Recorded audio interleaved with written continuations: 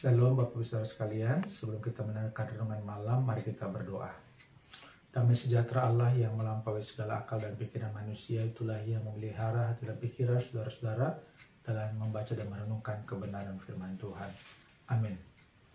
Markus pasal 10 ayat 33 sampai dengan ayat 34. Demikian bunyi firman Tuhan. Katanya, sekarang kita pergi ke Yerusalem, dan anak manusia akan diserahkan kepada imam-imam kepala dan ahli-ahli Taurat. Dan mereka akan menjatuhi dia hukuman mati. Dan mereka akan menyerahkan dia kepada bangsa-bangsa yang tidak mengenal Allah. Dan ia akan diolok-olokkan, diludahi, disesa, dan dibunuh. Dan sesudah 3 hari ia akan bangkit. Dan tema renungan malam pada hari ini adalah setia pada panggilan Bapa. Bapak Ibu Saudara sekalian, rasanya tidak ada seorang pun manusia yang sadar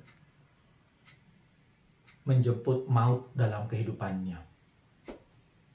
Mungkin bagi bangsa dan negaranya, banyak para patriot-patriot, para pejuang yang rela mengorbankan nyawanya.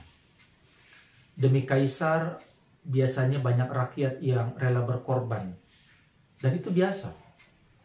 Demi agama, banyak juga orang-orang yang memilih untuk mati syahid.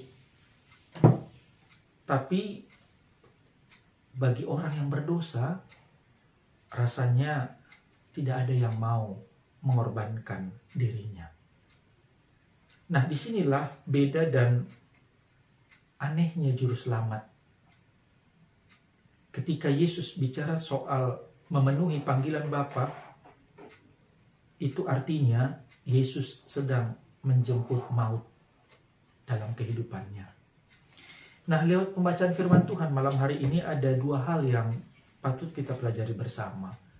Yang pertama, apa yang disampaikan oleh Yesus merupakan gambaran bahwa Yesus sedang menjalankan prinsip panggilannya.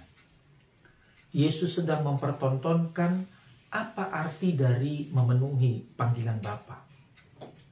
Tentu tidak ada orang yang mau mati muda kalau dia punya kesempatan untuk hidup lebih lama. Siapa juga yang mau menderita kalau dia punya kesempatan untuk bisa bersenang-senang dalam kehidupannya. Tapi demi prinsip memenuhi panggilan Bapa, Yesus rela mengorbankan kesempatan dan kesenangan itu. Yesus menjalankan prinsip bila perlu hidupnya yang dikorbankan untuk mewujudkan yang terbaik dari apa yang baik. Itulah sebabnya Yesus pergi ke Yerusalem. Padahal Yesus tahu bahwa di sana dia akan ditolak, bahkan dibunuh oleh tua-tua dan ahli-ahli Taurat. Yang kedua, kemuliaan itu harus dilewati melalui jalan salib. Kemenangan mesti lewat via dolorosa. Jalan menuju kebesaran adalah penderitaan, dan jalan menuju kehidupan adalah kematian itu sendiri. Dalam teks ini, Yesus tahu bahwa dunia ini hanya bisa dibangun dan sekaligus ditata oleh cinta dan hidup dengan memberi diri. Inilah yang dilakukan oleh Yesus. Dan ini juga yang sedang diajarkan kepada kita, ditawarkan kepada kita semua. Kalau dia yang kita imani sebagai guru kita, dan dia yang kita teladani sedemikian rupa, mestinya kita juga mau berjalan di belakangnya. Kita mau mengikuti prinsip-prinsip hidupnya, dan menjalani teladan kehidupannya. Kita harusnya mencari apa yang dicari oleh Yesus. Kita harusnya mengerjakan apa yang dikerjakan oleh Yesus, bukan justru menyusahkan orang lain, apalagi yang hanya berbeda cara pandang dan kepentingan dengan kita. Maka menjalankan hidup sesuai prinsip Yesus yang mengorbankan diri bagi orang lain, itu menjadi pertanda bahwa kita juga setia pada panggilan Bapa.